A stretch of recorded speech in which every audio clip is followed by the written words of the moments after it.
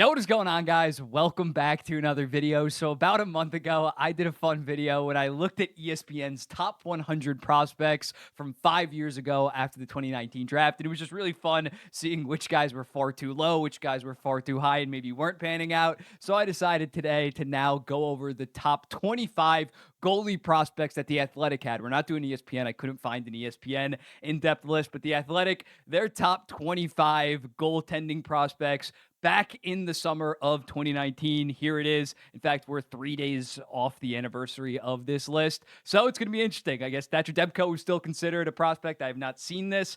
Thatcher Demko should be a prospect. Shesterkin, I believe, hadn't debuted. Sorokin, Ottinger, Swayman, Stuart Skinner. There's going to be a lot of names that are going to be on this, hopefully, and some other names that probably didn't pan out. So let's not waste any time. Let's dive into this. I don't know what exactly their criteria is for a prospect, but Thatcher Demko checks in at number one. Makes perfect sense. He was highly regarded in terms of in his draft year, 36th overall, was very good in his junior career. And yeah, he lived up to expectations. I'd say that the Athletic hit on this considering 2021, 2022, the guy had a 915 save percentage. 2023, we don't really talk about that much considering his slow start. And then he got hurt. And then in 2024, rightfully so, was the Vezina runner-up, arguably could have won it.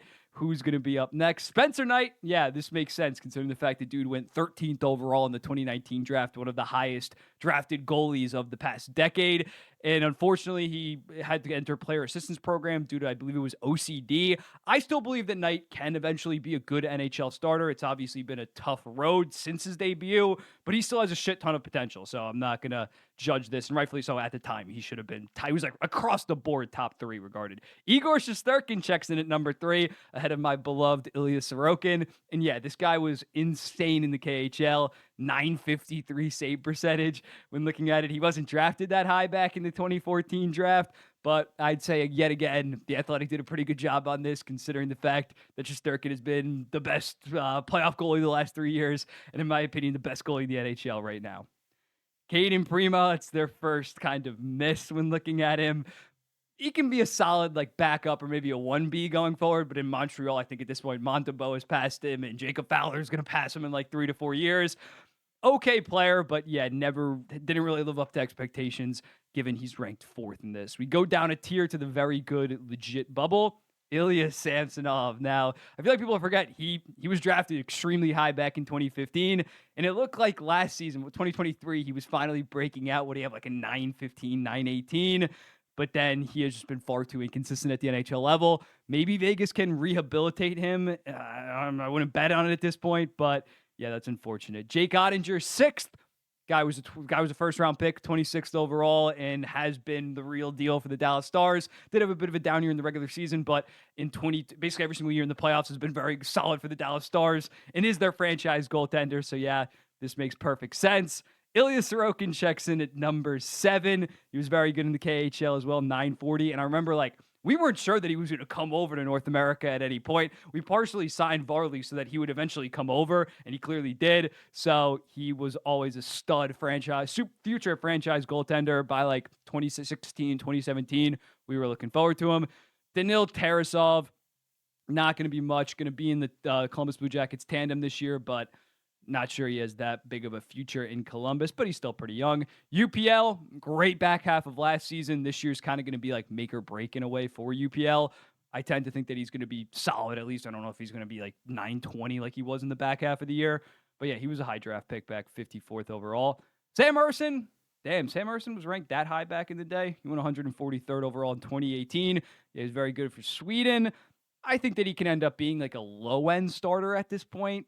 Not sure he's ever going to be some star. Joseph Woll, though, this guy just got to stay healthy. He has been a star whenever he's healthy for the Toronto Maple Leafs, both in the regular season and the playoffs. The dude is just a walking injury at this point. He played for Boston College, stud. Michael DiPietro didn't quite work out for the Vancouver Canucks, but, I mean, they have Thatcher Demko and Arthur Silovs at this point, so you can't win them all. Legit NHL prospect, Kyle Kieser. This might be the first guy that I don't really know that much about. I do not remember this guy, and I don't think maybe he's an AHLer at this point. He's definitely not in any tandems heading into next season.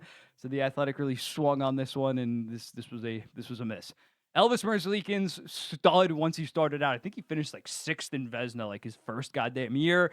Has been a little bit rough. There's really Columbus isn't the best defensive situation for Elvis Merzlikins, but I still think that he can maybe turn it around and be an average starter down the line. Oh, Ned at 15th. This guy was looking like a superstar after his first year in Carolina when he had like a 932 in 24 games in the 2021 season. Then kind of got exposed as soon as he went to. Remember, like everybody thought, like, oh, Don Waddell's crazy for letting Ned walk to the Detroit Red Wings or trading him to Detroit. Then he kind of fell off considering he didn't have the best defense core or defensive system in the entire NHL anymore. But he was pretty solid. He had a really good start this year for the Pittsburgh Penguins. Not a legit starter, but can be a solid backup. Kochetkov checks in at number 16. He's trending like he can maybe be the guy eventually in Carolina. Very solid last season. Again, is it the Carolina defensive system or is it him? We're going to see, but he seems serviceable. Ian Scott, is that the guy that remember there was like the story that like the Leafs told Jeremy Swayman that they were going to select him, and then they selected Ian Scott. It checks out in the fact that it's 2017, 110th overall, but I remember seeing that. I think it was from Spinning Chicklets. That was like a massive story when they were playing each other in the playoffs last year, so that's unfortunate. I don't really know what Ian Scott's up to right now. Mads Sogard, 6'7". I knew that guy was tall. I didn't realize he was 6'7". Played some games for Ottawa. Probably going to be in the AHL this year, I assume, considering Forsberg and Ullmark are there. Maybe he's still young. He's still only 23, 24 years old. Maybe he can turn into something. Dostal, I still think that Dostal is going to end up being a solid NHL starter at this point. I'm pretty high in the Anaheim Ducks heading into next season, and he's going to be a big reason. If they take that next step, he needs to really take over the net for John Gibson at this point. Akira Schmid. Is Akira Schmid even on the Devils anymore? I think he got traded to the Vegas Golden Knights.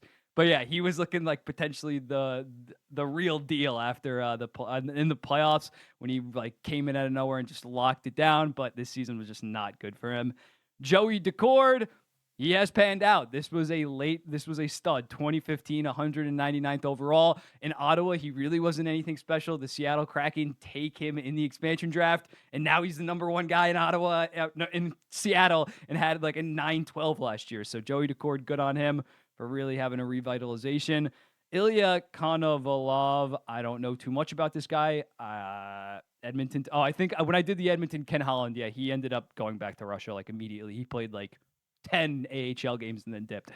Mikkel Burden, don't really know much about him. Assume if he's a 2016 NHL draft guy, he's probably not in North America at this point, or he's playing North America, but in the ECHL or something. Andrew Shortridge, also have absolutely no clue who this guy is. Undrafted. He's like almost 30 at this point. Never really panned out. Philip Larson, Detroit, 2016. Not really panned out. Let's see if we got any late steals. Ryan Bednard. Don't really know much about him. Eric Portillo. This guy is this guy on the LA? Yeah, he's an LA Kings prospect now at this point. And then lastly, this goes up to 28. Yeah, lastly, Dustin Wolf is the 28th guy. This is a snipe by Corey Pronman. I got to respect him. This was in 2019. It wasn't even like his draft year +1 or something like that. Yeah, he was amazing in the WHL. And yeah, Corey Pronman was on him. Corey Pronman, I mean, I know 28 doesn't seem that high, but for a 7th round pick back in 2019, 3 months later, to throw him on a top 30 prospects in the entire NHL list, that's pretty impressive from Corey Pronman. But yeah, this was fun. Let me know in the comments. Who do you think? They don't even have Swayman. They don't even have, who else did they not have? I don't know, Stuart Skinner or anybody like that. Let me know in the comments. What do you think about this list? Should I do 10 years ago? Should I do, I don't even know if they have 15 years ago. Let me know in the comments. What do you think about this? Who would you move up? Let me know in the comments. What do you think about this? I'll be seeing the next one.